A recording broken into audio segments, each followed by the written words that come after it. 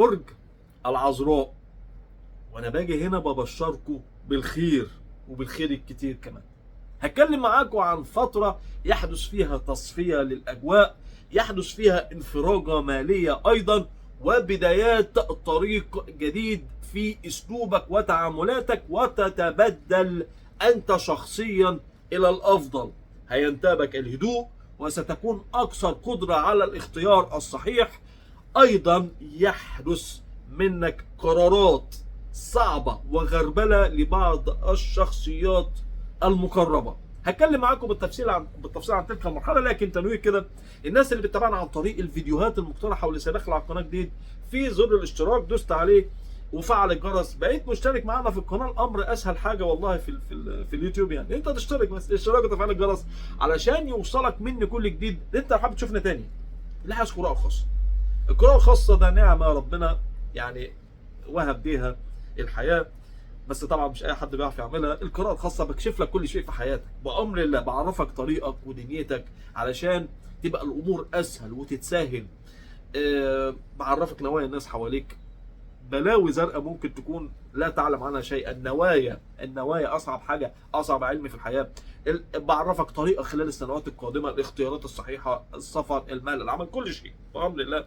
اللي عايز قراءة يتواصل على الواتس، كاتبه على الشاشة وكاتبه على عنوان الحلقة، ونبدأ في حلقة بأمر الله يحدث فيها انتهاء للمعاناة. السلام عليكم ورحمة الله وبركاته. برج العذراء يوم 11/11/2023 أو 11 نوفمبر 2023، ونقول مع بعض إيه الحكاية. خلال هذا اليوم يحدث تأثيرين مهمين جدا عليك في شخصيتك وفي قراراتك واختياراتك. اولا التأثير الاول هو تأثير الكواكب، وده المعتاد.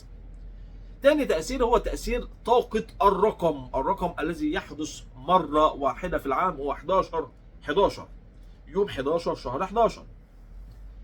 هنقول التأثيرات مجمعة عليكم خلال هذا اليوم.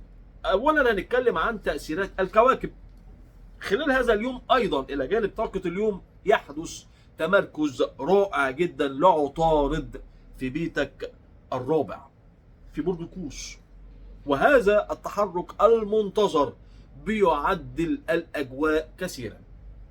البيت الرابع بالنسبة لك هو بيت فيه حساسية نوعا ما، يتعلق بالعائلة، عشان نفهم يعني البيت الرابع والتأثير لعطارد. عطارد للشر طارد، والبيت الرابع نوعا ما مش فيه شر، لكن فيه أمور نفسية معقدة، لأن هذا البيت يتعلق بالعائلة، هي الأمور الحساسة جدا. أيضا يتعلق بما تحب أو بما تتعلق من انتماءات، يعني انتمائك أنت، تمام، انتمائك، أفكارك، ميولك، رغباتك، معتقداتك، مكانك اللي انت موجود فيه، بلدك، دولتك، حياتك، العيشة اللي بتعيشها، كل ده بيؤثر عليه هذا العطارد. عطارد للشر طارد، وما كل ما هو بالنسبة لك يمثل لك فكر خاطئ أو انتماء خاطئ أو مكان لا يناسبك، فأنت في مرحلة تبديلات كبرى وتنهي فيها المعاناة. طيب إيه ما يميز أو أفضل ما يميز تلك المرحلة؟ هي الاكتشافات.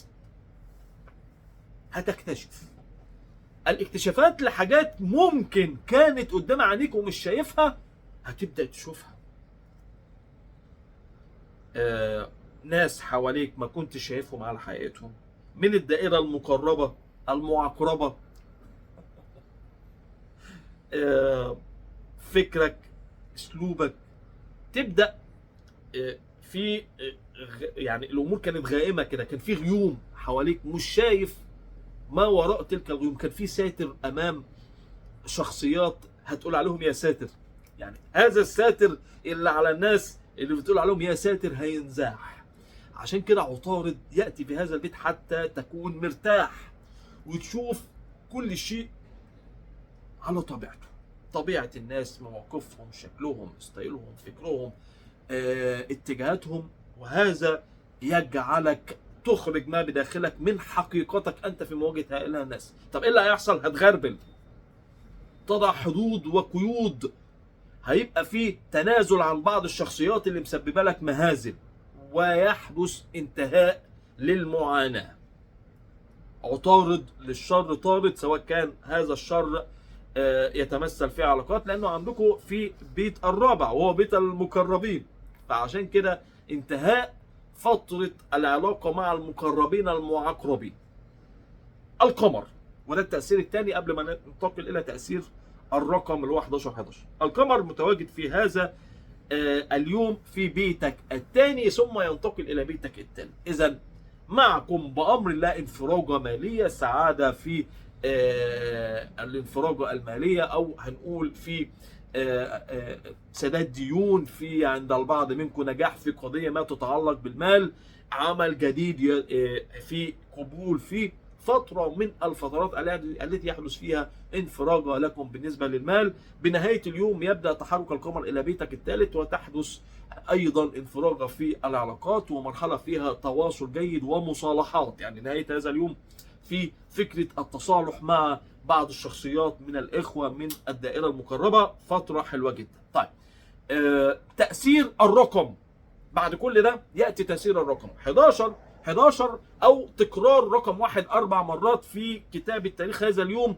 رقم 1 هو دلالة على البدايات التي لابد منها أو الطريق الجديد.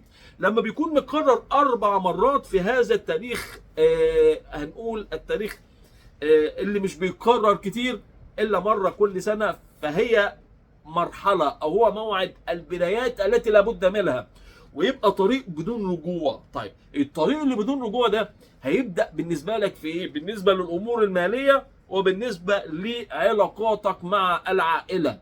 بالنسبة لعلاقاتك مع العائلة أو المقربين أو في شركاء العمل، حتى لو في شريك العمل أو مع شريك الحياة. ليه؟ لأن تأثيرات الكواكب هي اللي بتتحكم في ظهور الأحداث. يعني الأحداث اللي هتبقى طاغية خلال الفترة، أو الضوء مسلط على حياتك العائلية في بيتك، المال، فيأتي بدوره هذا الرقم اللي بيخليك تمسك، أو بيبقى الأساس لبداية طريق لا رجعة فيه. عشان كده بنقول عليه يوم انتهاء المعاناة، وطريق لا بد منه في حياتك تتعلق بالعائلة والمال. عايد تاني التنويه. الناس اللي بتتابعنا عن طريق الفيديوهات المقترحة واللي داخله على القناة جديد، في زر الاشتراك، دوس عليه، بقيت مشترك معانا في القناة. يعني علامة كده بتدوس عليها بتتحول للون بتاعها من الأحمر، على حسب ما أنت اللون عندك، من الأحمر للأزرق، على حسب كل موبايل يعني.